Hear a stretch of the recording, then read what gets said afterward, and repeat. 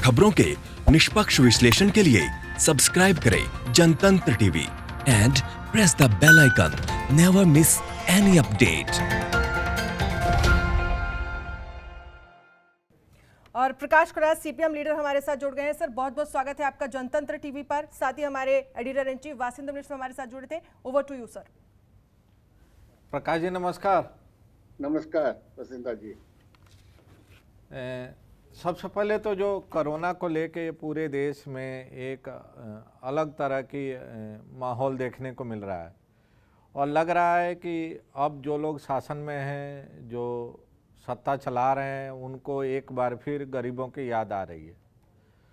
और कोरोना महामारी ज़रूर है, लेकिन कोरोना ने रीथिंक करने का एक मौका दिया है सभी उन लोगों को, उन पॉलिटिकल फोर्सेज को, वे गवर्नेंस में शामिल लोगों को जो लोग मानते थे कि कैपिटलिज्म के जरिए या पूंजीवादी व्यवस्था के जरिए समाज की हर बुराई से निजात पाई जा सकती है।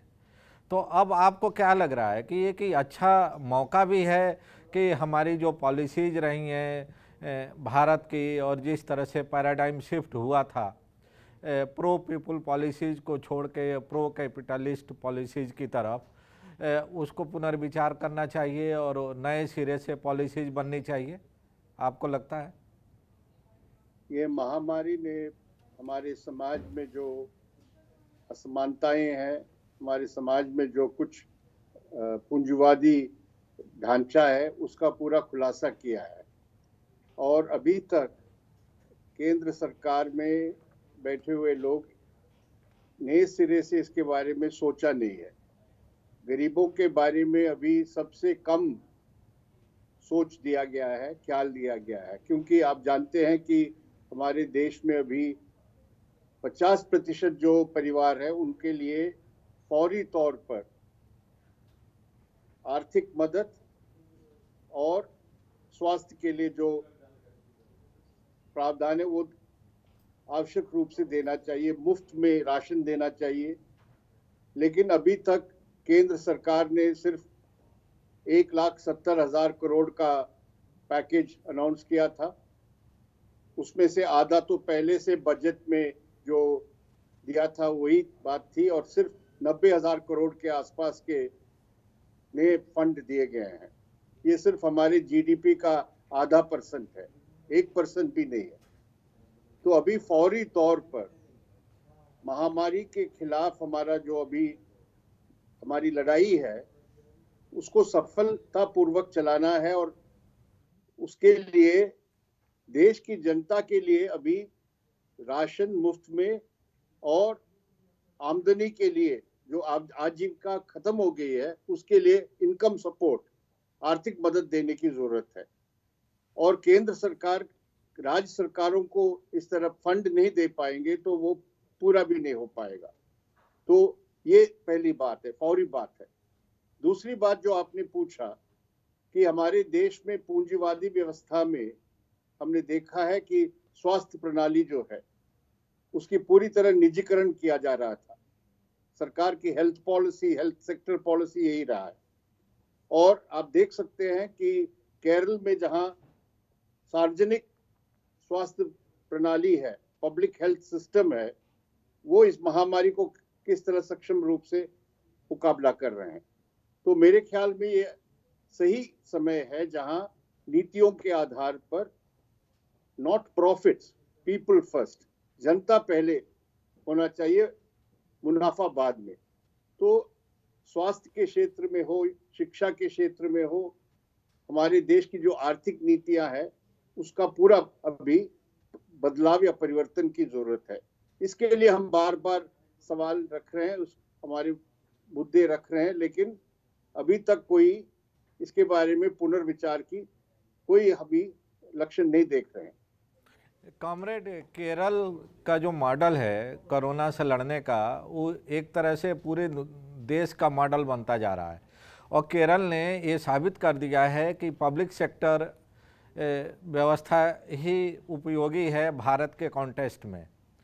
अभी कोरोना महामारी को लेके जब ज़रूरत पड़ी सरकार को, तो पब्लिक सेक्टर अंडरटेकिंग यही सामने आए, चाहे वो दवाई सप्लाई करने का मामला हो या ट्रांसपोर्ट मुहैया कराने का मामला हो या जो अस्पताल इस समय फंक्शनल हैं वो ज़्यादातर पब्लिक सेक्टर के ही अस्पताल हैं, सरकारी क्षेत्र के ही अस्पताल हैं।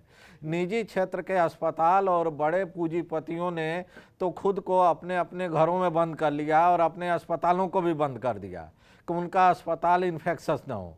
तो ऐसी स्थिति में आपको नहीं लगता है कि जो 90 के बाद लिबरलाइजेशन का दौर चला था और जिसको सक्सेसिव गवर्नमेंट्स ने आगे बढ़ाया, चाहे वो यूपीए 1 की सरकार रही हो या यूपीए 2 की सरकार रही हो या एनडीए 1 की सरकार रही हो, एनडीए 2 की सरकार इस समय चल रही है, तो ऐसे हालात में आपको क्या उम्मीद है कि मौजूदा सरकार जो अमेरिकन मॉडल ऑफ इकोनॉमी है या जो पूंजीवादी व्यवस्था है उससे हट के एक बार फिर उसी नेहरूवियन मॉडल या जो हम कह सकते हैं कि गरीबों का जो मॉडल था शासन प्रशासन का, उसकी तरफ अपना ध्यान बढ़ाएगी? आपको उम्मीद है? नहीं, जनता का जो इस महामारी में अनुभव हुआ है उससे मुझे पूरा विश्वास है कि दबाव होगा, जनता का दबाव होगा कि प्रो पीपल पॉलिसीज आगे इम्प्लीमेंट हो, चाहे वो स्वास्थ्य सेक्टर में हो, शिक्षा में हो, दूसरे सेक्टर में। आपने सही बताया, अभी पब्लिक सेक्टर में जो आईडीपीएल था, दूसरे ड्रग कंपनीज थे, उसको सब खत्म किया गया था, अभी दोबारा उसको रिवाइव करना पड़ेगा। और अमेरिका की बात आपने कहा, अमेरिका में आप देख सकते हैं किस तरह महामारी का इतना बड़ा संकट बन गया है। अमेरिका में सबसे कॉस्टली हेल्थ सिस्टम है, कंप्लीटली प्राइवेटाइज्ड है, इंश्योरेंस भी पूरी प्राइवेट इंश्योरेंस पर चलता है। तो ये सिस्टम हमारे देश में भी चालू करने के लिए अभी तक जो प्रयास रहा है पिछले 3 दशकों से, उसको उससे हट के पब्लिक रिसोर्सेस जो है उसको हमारे पब्लिक माने ये सिर्फ सरकारी महकमा नहीं है, पीपल सेक्टर जो है। केरल में अभी जो काम हो रहा है वो डिसेंट्रलाइजेशन जो हुआ है, विकेंद्रीकरण हुआ है, तो वहां पंचायत से और ब्लॉक समिति से और ये जो जिला परिषद है यही काम कर रहे हैं। तो ये डेमोक्रेटिक जो है, जनवादीकरण भी जरूरत है और आर्थिक जो हमारे नए वैकल्पिक नीतियां आर्थिक स्तर पर भी जरूरत है। इसके लिए मेरे ख्याल में ये कोविड महामारी के बाद सिर्फ वामपंथी पार्टियां नहीं है, ये एक जनमत बनेगा, पब्लिक ओपिनियन डेवलप होगा और इससे हम सरकार पर दबाव डाल के नीतियों को बदल सकते हैं। कॉमरेड, डिवोल्यूशन ऑफ पावर की बात आपने कही कि सत्ता का विकेंद्रीकरण करके, और केरल एक बहुत रोल मॉडल पेश कर रहा है कोविड-19 से लड़ने में। संविधान में इसका प्रोविज़न बहुत पहले हो गया था और जिसको जो राजीव गांधी का सपना था डिवोल्यूशन ऑफ पावर का, उसको बाद में उनकी असैसिनेशन के बाद जो सरकार बनी उसने लागू भी किया था। और आप लोग तो शुरू से इस बात के पक्षधर रहे हैं कि लैंड रिफॉर्म होना चाहिए, डिवोल्यूशन ऑफ पावर होना चाहिए, जो हमारे संविधान में व्यवस्था है 3 टियर गवर्नेंस का, वो पूरी तरह से लागू होना चाहिए। बावजूद इसके जब सरकारें सत्ता में रहती हैं, वे पार्टियां जो कि सत्ता से अलग रहते हुए तो डिवोल्यूशन ऑफ पावर की वकालत करती हैं। कोई दीनदयाल जी के नाम पर करता है, कोई डॉक्टर लोहिया के नाम पर करता है, और अंत्योदय की बात कही जाती है और दरिद्र नारायण की बात कही जाती है। लेकिन जब सत्ता में आ जाते हैं तो सबसे ज़्यादा अगर हम कहें कि एक तरह से अथॉरिटेरियन अधिनायकवादी जो सोच होती है और सेंट्रलाइज जो अप्रोच होता है सत्ता का, वो देखने को मिलता है। उस समय न तो डॉक्टर राम मनोहर लोहिया की फिलॉसफी याद आती है और न दीनदयाल उपाध्याय की। तो सही कह रहे हैं, अभी जो अति केंद्रीकरण हो रहा है, हाँ, तो अभी ये महामारी के खिलाफ पूरा जो योजना बन रहा है उसमें सेंटर स्टेट्स को पूरी तरह साथ नहीं ले रहे हैं। मैंने कहा ना, उन्हीं को लड़ना पड़ेगा, स्टेट गवर्नमेंट्स को ही वहां के स्वास्थ्य सेक्टर में और दूसरे आर्थिक जो नीतियां है उसको लागू करने के लिए आज सब राज्यों ने कहा है कि हमारे पास कोई फंड नहीं, कोई पैसा नहीं है। तो विकेंद्रीकरण का मतलब from centre to state, from states to district, district से नीचे पंचायत तक, ये केरल में थोड़ा बहुत लागू हुआ है, इसीलिए हम वहां का सकारात्मक के परिणाम देख रहे हैं। लेकिन ये सब बातें हैं जो मेरे ख्याल में इस कोविड महामारी के अनुभव के बाद मेरे ख्याल में देश की राजनीति में काफी उथल पुथल होगा, बदलाव होगा। और इस महामारी के समय जब जो पूरी एकता की जरूरत है देश में, समाज में, हम देख रहे हैं सांप्रदायिक रुझाने भी आगे आ रहा है। तो ये सब बातों को अभी हम इस कोविड महामारी के बाद एक नए सिरे से हमारे आर्थिक और सामाजिक जो नीतियां है उसको बदलने के लिए हमें प्रयास करना पड़ेगा। कॉमरेड, इधर मेरी एक हफ्ते के दौरान कई राज्यों के मंत्रियों, उप मुख्यमंत्रियों और मुख्यमंत्रियों से बात हुई है और ज़्यादातर लोगों का यही कहना है कि उनके पास इनएडिक्वेट फंड है कोरोना महामारी से लड़ने के लिए। उनके पास पीपीई नहीं है, उनके पास पर्याप्त मात्रा में धनराशि नहीं है, उनके पास पर्याप्त संख्या में डॉक्टर नहीं है और उसमें बीजेपी और गैर बीजेपी शासित राज्य सब शामिल हैं जहां से इस तरह का इनपुट आ रहा है। तो ऐसे हालात में जब भारत एक विविधताओं का देश है जिसमें अलग अलग राज्यों में अलग अलग दलों की सरकारें होती हैं, वहाँ इस तरह से सेंट्रलाइज कमान के जरिए कोरोना जैसे महामारी को से लड़ना क्या संभव लग रहा है आपको? संभव नहीं होगा। अभी यही एक्सपीरियंस है सब जगह। अभी सेंटर ने जो कुछ मदद दी है, ये 500 रुपया जो जनधन अकाउंट में महिलाओं के लिए देने का सवाल हो या मुफ्त राशन 5 किलो देने का सवाल हो, उसके आगे बढ़ के तमाम राज्यों ने वहां राहत के लिए बहुत से और कदम उठाए हैं, लेकिन सब हैंडीकैप्ड है। किसी के पास अभी फंड नहीं है, उनका रेवेन्यू खत्म हो गया है।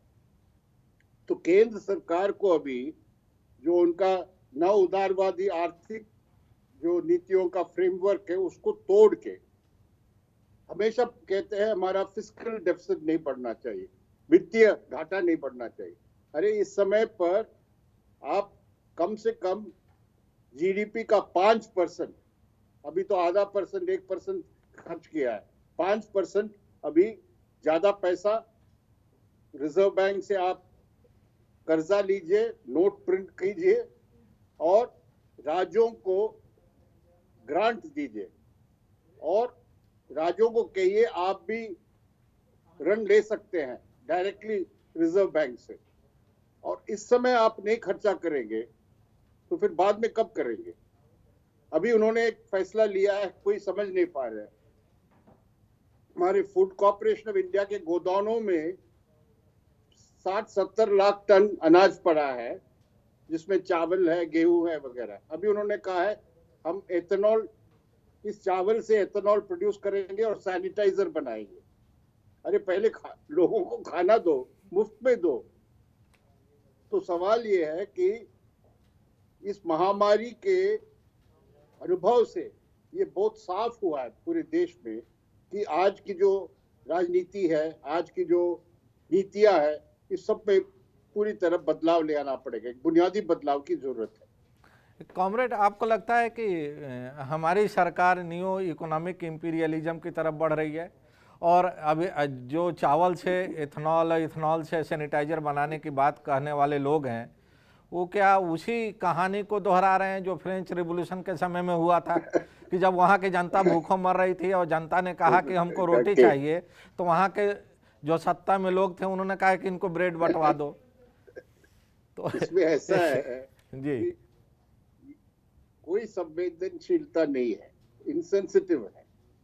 अभी हम बार बार कह रहे हैं कि आप वो अनाज पूरी तरह निकाल के वो सड़ जाएंगे। अभी फसल हो चुका है और उससे और भी अनाज आने वाला है। तो अभी कहते हैं कि 21 रुपया और 22 रुपया और 21 रुपये में हम चावल और गेहूं किलो प्रति किलो कोई खरीदना चाहते हैं। कोई एनजीओ चाहते हैं या कोई राज्य सरकार चाहते हैं तो हम सप्लाई करेंगे। इसका मतलब क्या है? तो यही सवाल है कि आप सिर्फ ये नव उदारवादी पूंजीवादी नीतियों के आधार पर चलेंगे तो हमेशा वो पॉलिसी फिलॉसफी यही है, प्रॉफिट्स बिफोर पीपल। पहले मुनाफा है, फिर बाद में जनता की बात आती है। ये हमारे देश को बर्बाद करने वाला है। अच्छा कॉमरेड, जो छोटे उद्योग धंधे बंद हो गए हैं जिसमें कि एक बहुत बड़ी तादाद में मजदूर काम करते थे, अपना रोटी रोजी का इंतजाम करते थे, उन उद्योग धंधों के लिए कोई स्पेशल पैकेज, स्पेशल स्कीम लानी चाहिए सरकार की तरफ से। क्या आप इसके पक्षधर हैं? अभी लॉकडाउन के 4 हफ्ते बाद इंतजार करते रहे हैं कि हमारे देश के जो छोटे और मीडियम जो एंटरप्राइजेस है, कारखाने हैं, वो बार बार कह रहे हैं कि हमें जिंदा रखने के लिए आप कुछ कीजिए। और उनके वही सबसे ज्यादा हमारे देश में वर्कफोर्स को एम्प्लॉय करते हैं, लेकिन अभी तक कोई पैकेज नहीं दिया गया है। बड़े कारखानों के बारे में और फैक्ट्रियों के बारे में हम कहते हैं कि प्रधानमंत्री जी ने कहा कि आप किसी को नौकरी से हटाइए मत, लेकिन आप कह सकते हैं कि हम आपको आर्थिक मदद दे सकते हैं, अगर आप तमाम वर्कफोर्स को अभी कायम रखेंगे तो आपको हम सब्सिडी देंगे। इसी तरह छोटे और मीडियम के लिए बैंक के उनका जो कर्जा है उसमें मॉरेटोरियम होना चाहिए और उसके लिए फौरन आर्थिक मदद दिया जाना चाहिए, ऋण दिया जा सकता है, पूरे पैकेज बनाना चाहिए। लेकिन अभी मैंने कहा 1 महीने बाद भी कुछ नहीं आया। तो इसके पीछे क्या कारण है? क्या सरकार नहीं चाहती है कि 3 टियर माने इंडस्ट्री रहे देश में? वो चाहते हैं कि सारे बड़े कॉरपोरेट्स रहें और नहीं तो गरीब रहें, बीच का जो लेयर है वो समाप्त कर दिया जाए? नहीं, फिस्कल डेफिसिट बढ़ाना नहीं चाहिए, वित्तीय घाटा नहीं बढ़ाना चाहिए। ये अंतर्राष्ट्रीय वित्तीय पूंजी जो है वो कभी बर्दाश्त नहीं करेंगे कि अगर हमारा देश में वित्तीय घाटा 3 या 4% से ज्यादा बढ़ जाए। ये दबाव है, लेकिन उसको क्यों माने हम अपने देश की प्राथमिकताओं को देखते हुए हमें कहना चाहिए कि अभी फिस्कल डेफिसिट वगैरह 3% का अभी राज्यों पर भी ये लागू है, सेंटर पर भी लागू है, लेकिन हमें कहना चाहिए ये सब अभी फौरी तौर पर हमने ये पाबंदी नहीं लगा सकते। उसको तोड़ के, मैंने जो कहा असली मायने में यही बात है, दूसरे देशों में भी किया जा रहा है कि ज्यादा पैसा, करेंसी, मुद्रा प्रिंट हो रहा है, वो करना पड़ेगा। उसके लिए क्या प्रॉब्लम है, बाद में हम देखेंगे कि किस तरह हमारी ये बोझ को हम हटा सकते हैं या किस तरह हमारे ऋण जो है निभा सकते हैं। लेकिन फौरी तौर पर सरकार को अपने निवेश और अपना खर्चा बड़े पैमाने पर बढ़ाना पड़ेगा। यही तरीके से महामारी से सफलतापूर्वक हम लड़ सकते हैं और देश के भविष्य को भी हम सुरक्षित कर सकते हैं। कॉमरेड, कोरोना महामारी की शुरुआत अमीरों से हुई है और भारत में भी कोरोना महामारी को लाने में अमीरों का बहुत बड़ा भागीदारी रही है। और जो लोग इन्फेक्टेड थे, जो अमीर थे, उनको तो दुनिया के अलग अलग कोने से, जहाज से और बाकी सुविधाओं से भारत सरकार अपने देश में लेके आई। लेकिन जब गरीब बेरोजगार हो गए और वो अपने वतन की तरफ वापस जाना चाहते थे तो उनको न तो रेल की सुविधा दी गई, न बस की सुविधा दी गई, और वो पैदल चलने लगे तो पुलिस लगा के जगह जगह उनको पीटा जाने लगा। तो इसके बारे में जो सरकारी नीति रही है उसको आप किस रूप में देखते हैं? हमारे समाज एक, मैंने कहा ना, असमान समाज है, वर्गों में बटा हुआ समाज है, और हमारे देश की सरकार की जो नीतियां हैं और रुख भी उसी आधार पर है।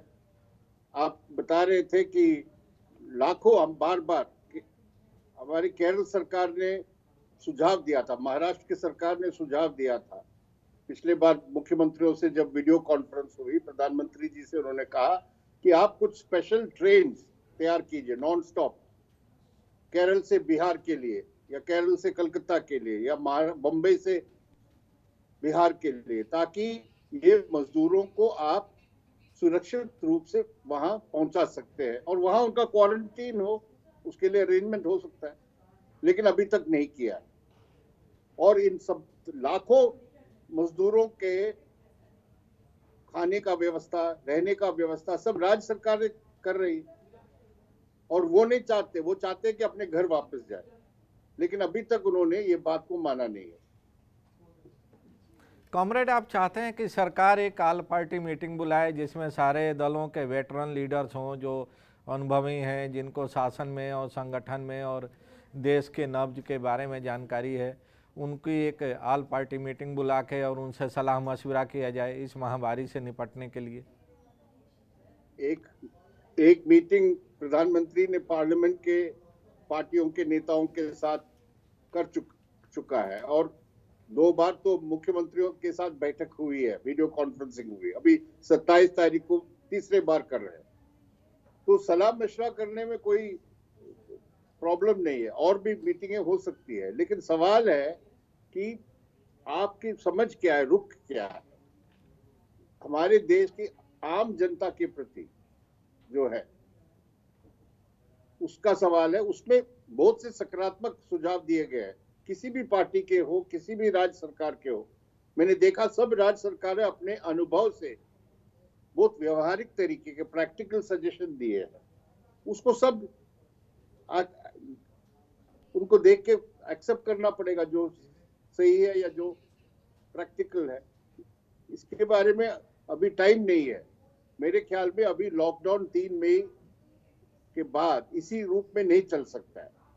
तो उसके लिए कैसे ये बीमारी को कंटेन करने के लिए कुछ स्टैगर्ड लॉकडाउन हो, कुछ जगहों में फेज वाइज हो, किस तरह करना चाहिए, कौन कौन से आर्थिक गतिविधियों को आप रिवाइव कर सकते हैं, किस तरह आप अभी भी रिलीफ देने की जरूरत होगा। लॉकडाउन के बाद लोगों की जो आजीविका खत्म हुआ है वो एकदम वापस आने वाला नहीं है, फैक्ट्री भी सब खुलने वाला नहीं एकदम। तो अभी भी सरकार को, जैसे मैंने कहा, ज्यादा खर्चा करने का और पूंजी निवेश की जरूरत के लिए योजना बनाना पड़ेगा। थैंक यू कॉमरेड, हमारे चैनल से बात करने के लिए।